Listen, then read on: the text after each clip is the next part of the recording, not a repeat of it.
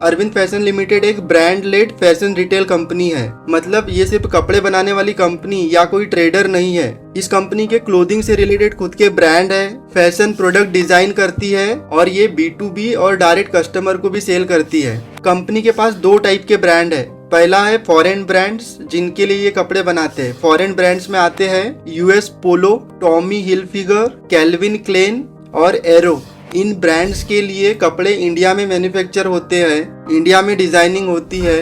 Foreign brand सिर्फ quality standard and brand DNA पे approval देते हैं। और दूसरा कंपनी का खुद का ब्रांड भी है, फ्लाइंग मशीन नाम से, जो डेनिम एंड कैजुअल वियर्स के लिए ब्रांड है। आपको ये मिंत्रा पे भी मिल जाएगा। Company asset light business model पे काम करती है। मतलब इनकी खुद की मेजर फैक्ट्री नहीं है। इन लोगों ने भी छोटे छोटे वेंडर्स को काम आउटसोर्स करके रखा हुआ है और जैसे जैसे फैशन ट्रेंड चेंज होता है ये उसको एडॉप्ट करते हैं। कंपनी के पास 3 सेल्स चैनल है। पहला है retail stores, exclusive brand outlets EBO।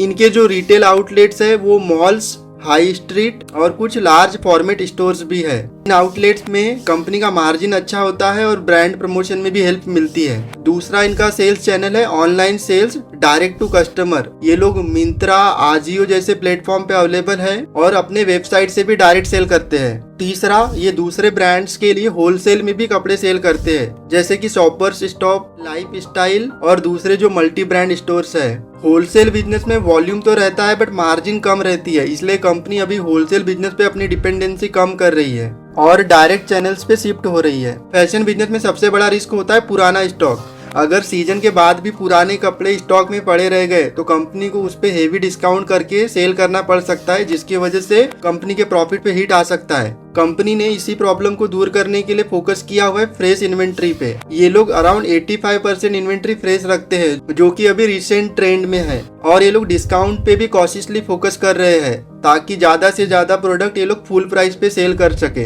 और एंड ऑफ सीजन में जो पुराना स्टॉक बच जाता है उसके लिए कंपनी ने अलग से लिक्विडेशन चैनल्स बनाए हुए हैं ताकि ब्रांड स्टोर पे डिस्काउंट में सेल करने का प्रेशर ना आए। इन सब चेंजेस का डायरेक्ट बेनिफिट क्या हुआ? कंपनी का मार्जिन इंप्रूव हुआ है, कैश फ्लो भी इंप्रूव हुआ है और रिटर्न ऑन कैपिटल एम्प्लॉयड भी इंप्रूव हुआ है। और यहीं से कंपनी का प्रॉफिट साइकिल स्ट्रांग हुआ है।